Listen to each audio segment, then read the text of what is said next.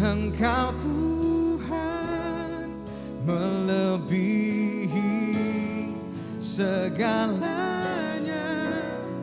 lebih dalam ku menyembah di dalam roh dan kebenaran selamanya.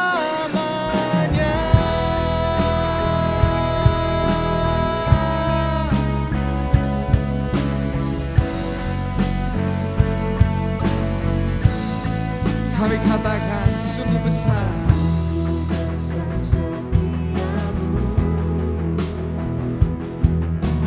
nyata di sepanjang hidupku,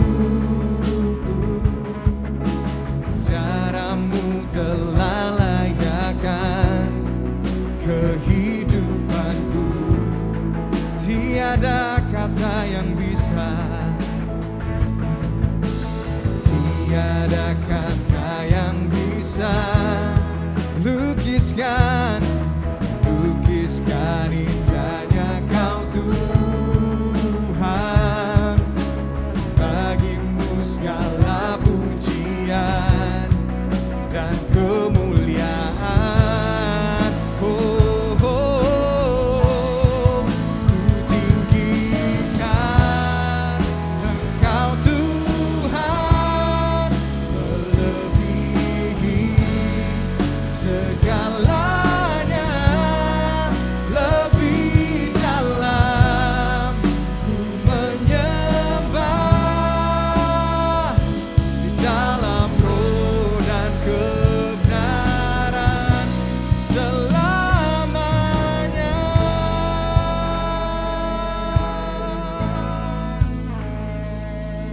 Dalam roh dan kebenaran.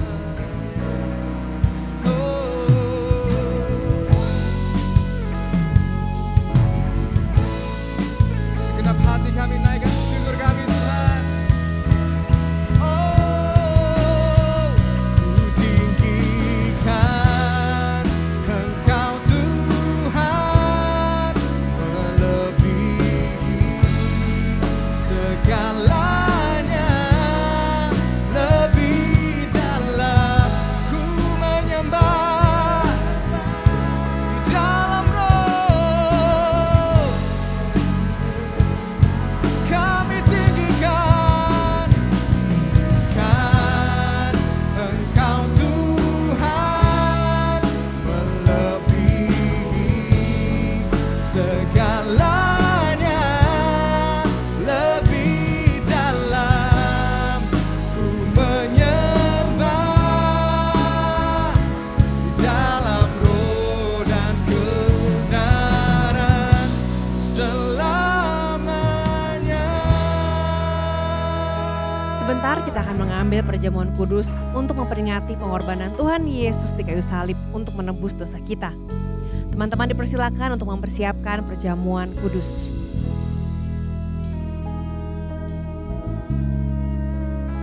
Perjamuan kudus ini diperuntukkan bagi orang-orang yang telah menerima Yesus Kristus sebagai Tuhan dan Juru Selamat secara pribadi.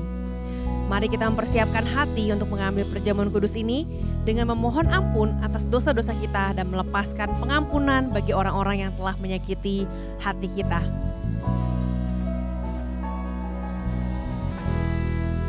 Sebab apa yang telah kuteruskan kepadamu telah aku terima dari Tuhan, yaitu bahwa Tuhan Yesus pada malam waktu ia diserahkan mengambil roti dan sesudah itu ia mengucap syukur atasnya.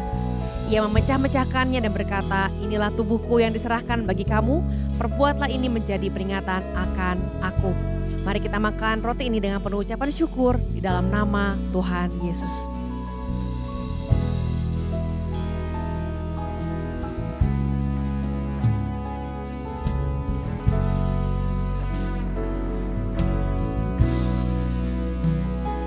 Demikian juga ia mengambil cawan sesudah makan lalu berkata, cawan ini adalah perjanjian baru yang dimeteraikan oleh darahku. Perbuatlah ini setiap kali kamu meminumnya menjadi peringatan akan aku. Sebab setiap kali kamu makan roti ini dan minum cawan ini, kamu memberitakan kematian Tuhan sampai ia datang. Mari kita minum anggur ini dengan penuh ucapan syukur di dalam nama Tuhan Yesus.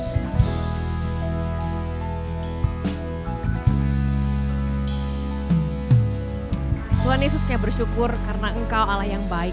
Engkau memberikan hidup-Mu agar kami memiliki hidup. Dan hari ini kami mau berjalan dalam kehidupan kami dengan satu keyakinan bahwa Tuhan menyediakan masa depan, Tuhan menyediakan tujuan hidup. Kami mau terima tujuan hidup daripada Tuhan dan hari ini kami serahkan, bulan ini kami serahkan ke dalam tangan Tuhan. Terima kasih Tuhan untuk pengharapan yang Kau berikan kepada kami. Di dalam nama Tuhan Yesus kami berdoa dan mengucap syukur. Mari sama-sama kita naikkan pujian pada Tuhan. Tinggikan Engkau Tuhan, melebihi segalanya, lebih dalam ku menyembah, di dalam roh ku tinggikan Engkau Tuhan, melebihi segala-galanya, ku menyembah dalam roh dan kebenaran selamanya.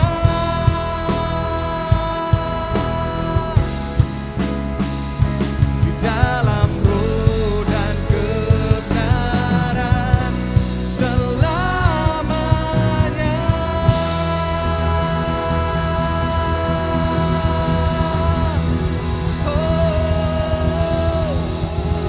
Selamanya, selamanya.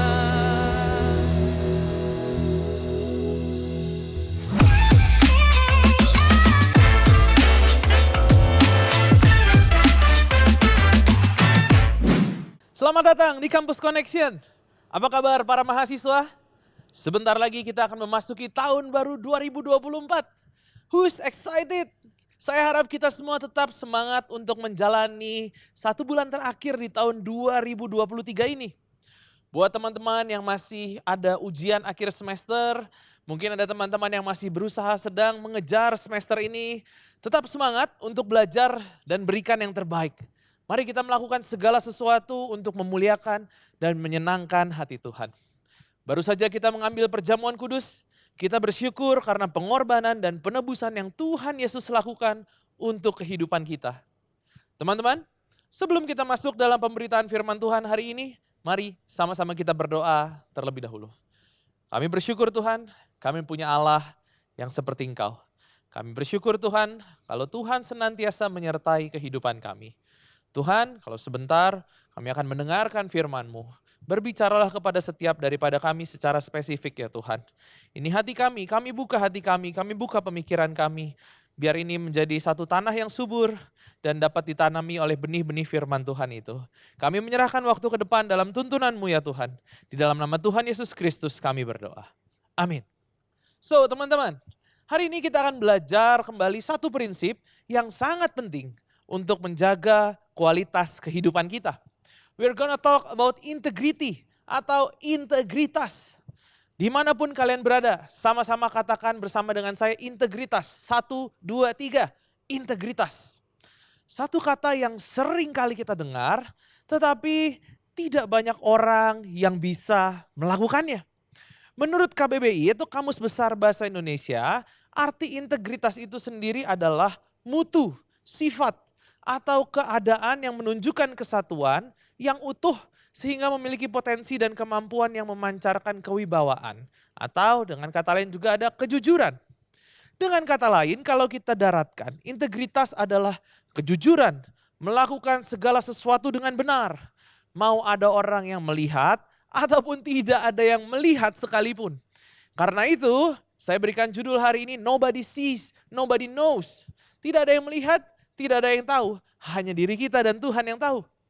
Beberapa waktu yang lalu saya mendengar cerita pengalaman teman saya. Pada waktu itu dia pergi berlibur ke Jepang, dia mengunjungi sebuah tempat makan, satu restoran lokal yang banyak dikunjungi oleh warga lokal Jepang. Dia cerita kalau wah makanannya enak sekali. Saking enaknya, selesai makan, dia pulang ke hotel ke tempat dia menginap dengan perut yang kenyang, dengan perasaan yang bahagia. Kemudian dia sampai di hotel, dia beres-beres, dia mandi, dan kemudian dia mau menyiapkan barang untuk trip atau dia pergi di keesokan harinya.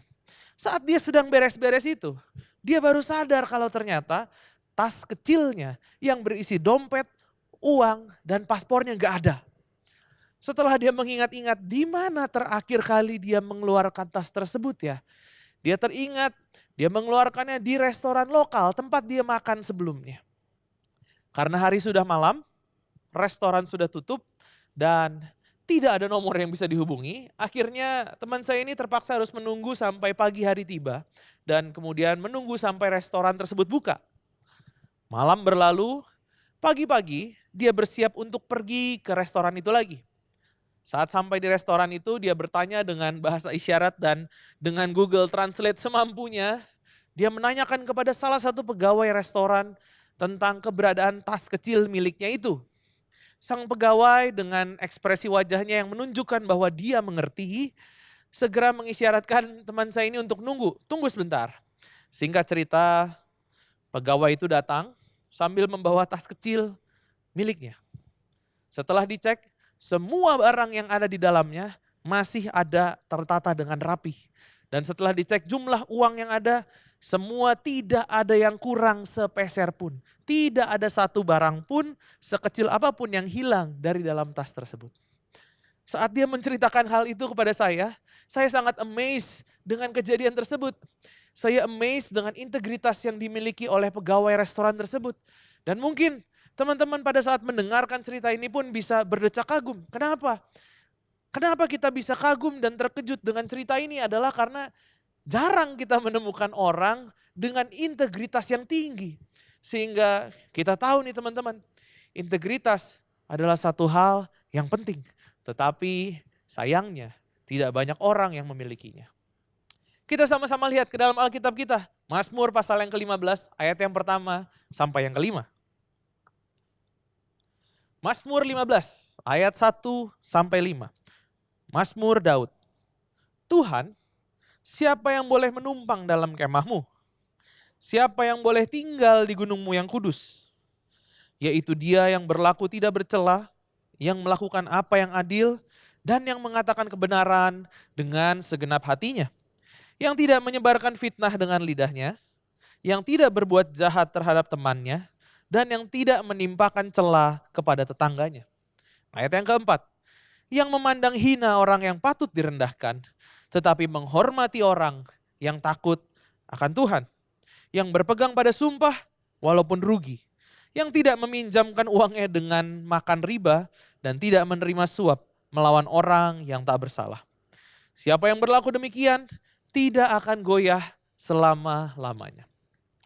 Satu hal yang harus kita tahu teman-teman, integritas itu bukan berarti sempurna dan tidak pernah salah. Integritas adalah perbuatan kita sesuai dengan perkataan dan value kita. Integritas berarti kita tidak memiliki standar ganda. Integritas berarti kita nggak punya double standard. A ya A, B ya B. Bukannya nggak apa-apa lah B sekali-kali, nggak apa-apa lah kadang A kadang B. Bukan seperti itu teman-teman.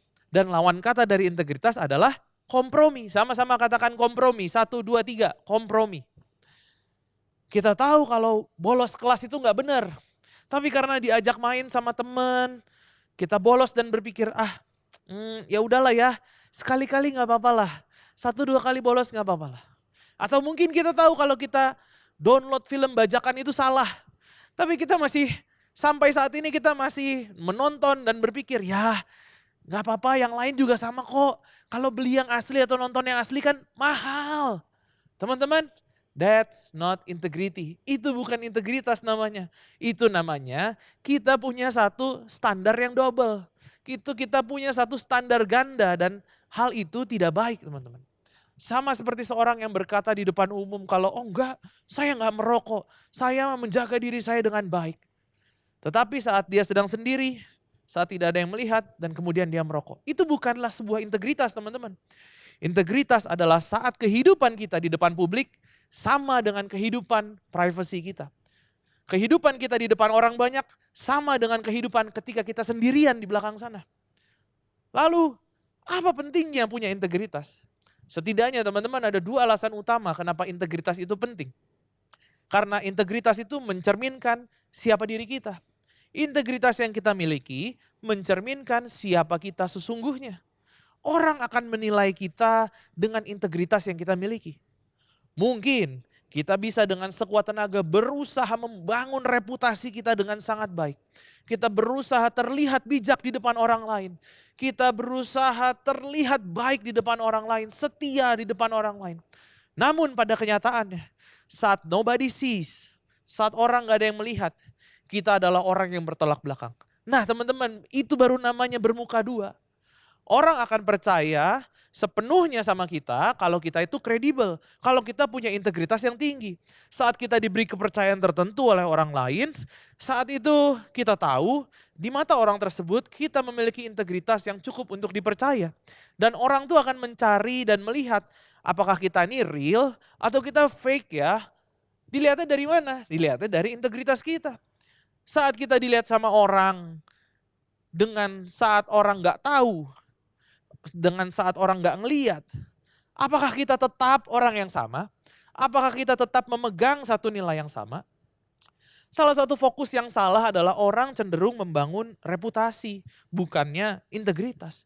Reputasi adalah apa yang orang lain pikirkan tentang kita. Sedangkan yang namanya integritas adalah siapa kita sebenarnya. Bukan topeng, bukan bungkus luarnya aja, bukan kita cuman membuat semua yang bagus-bagusnya di luar aja, tetapi benar-benar itulah yang mencerminkan siapa diri kita.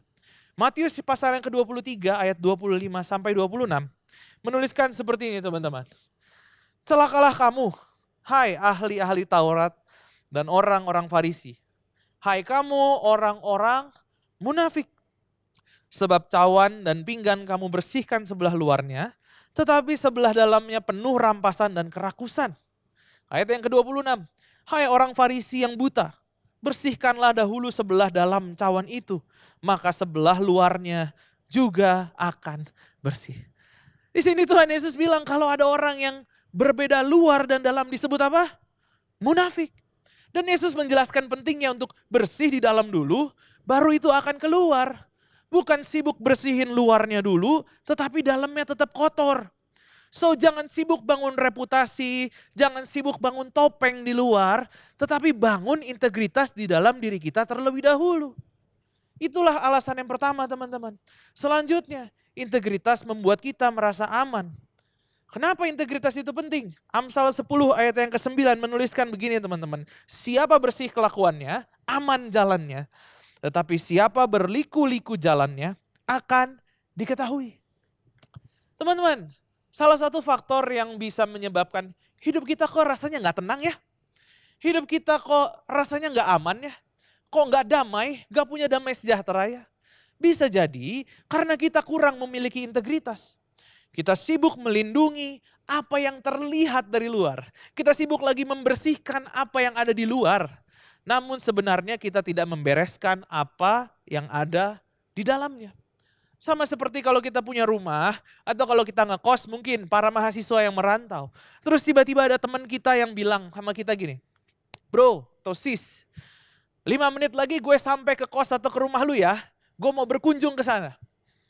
Buat orang yang terbiasa untuk membersihkan rumah atau membersihkan kamar kosnya supaya terus rapi dan wangi, ya saya yakin orang tersebut akan santai aja. Gitu. Oh oke ditunggu ya 5 menit lagi nanti gue jemput ke bawah. Gitu.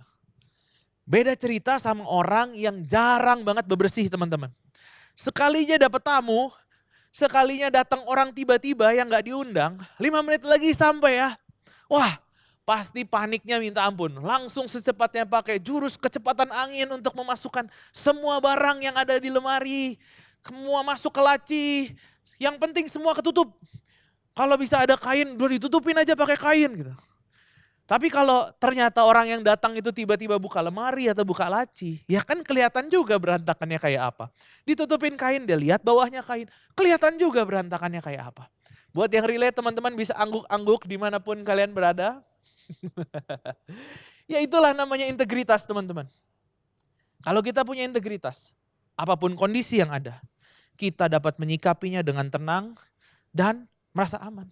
Nggak insecure, nggak langsung mendadak kita harus berubah secara tiba-tiba, nggak deg-degan.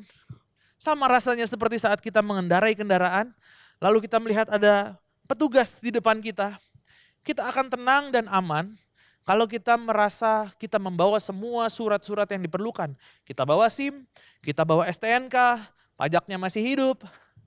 Namun akan berbeda. Kita akan takut banget, kita deg-degan, kita menghindar. Kalau ternyata kita nggak punya SIM. Beda kan rasanya, teman-teman. Kalau ternyata STNK-nya mati atau pajaknya mati, rasanya pasti beda, teman-teman. Sekali lagi sama-sama katakan integritas. 1, 2, 3. Integritas. Terlebih dari dua hal tersebut, dengan integritas kita memuliakan dan menyenangkan hati Tuhan. Jangan lupa teman-teman, kalau kita ini adalah anak-anak Allah, kita melakukan segala sesuatu, kita dilihat oleh orang-orang di sekitar kita, dan semua yang kita lakukan untuk membawa harum namanya. Amin. Jadi integritas mencerminkan siapa kita, dan juga integritas membuat kita merasa aman. So, langkah apa yang bisa kita lakukan untuk kita bisa membangun integritas di dalam kehidupan kita? Hal yang pertama teman-teman, tahu kebenaran. If you know the truth will set you free. Kita harus membangun integritas kita berdasarkan kebenaran yang ada. Apa yang menjadi kebenaran dan value bagi kita? Hari ini saya katakan, setiap kita yang mempercayai Tuhan Yesus sebagai Tuhan dan Juru Selamat, standar kebenaran kita adalah firman Tuhan. Standar kebenaran kita adalah Alkitab. Bangun nilai kita, bangun integritas kita berdasarkan kebenaran firman Tuhan. Firman Tuhan mengatakan kalau kita ini ciptaan Allah. Firman Tuhan mengatakan kalau kita ini berharga. So kita hidup menilai diri kita bukan akan apa kata manusia, tetapi apa kata firman Tuhan. Firman Tuhan bilang salah, ya salah. Firman Tuhan bilang benar, ya benar. Kalau kita tahu kapan waktunya harus bilang salah dan kapan waktunya kita harus bilang benar, nggak boleh kita bilang ya sekali-kali bolehlah, ya sekali-kali oke lah, cuman satu kali kok. Teman-teman, sekali lagi lawan dari integritas adalah kompromi. Sekali lagi kalau kamu tahu itu kebenaran, kebenaran itu yang akan membebaskan kita. Dan kebenaran itulah yang menjadi dasar untuk membangun integritas kita. Dasari integritas kita dengan kebenaran firman Tuhan. Hal yang selanjutnya, menghidupi kebenaran tersebut dengan sekuat hati. Setelah kita tahu apa yang jadi kebenaran, bukan sekedar tahu, tetapi juga kita perlu menghidupi kebenaran itu dengan sekuat hati. Apapun kondisinya, saat kita lagi terdesak, saat kita lagi terhimpit, tidak ada orang yang melihat, kita lagi sendirian, ada kesempatan maupun apapun itu, kita tetap menjaga integritas kita. Tidak menggunakan standar ganda. Enggak ada double standard di dalam kehidupan kita. Dan yang ketiga teman-teman, berdoa, minta kekuatan dari Tuhan. Yang terakhir yang bisa kita lakukan adalah meminta Tuhan menolong kita untuk kita dapat hidup berintegritas. Mazmur 139 ayat 23 sampai 24 menuliskan, selidikilah aku ya Allah, dan selamilah hatiku.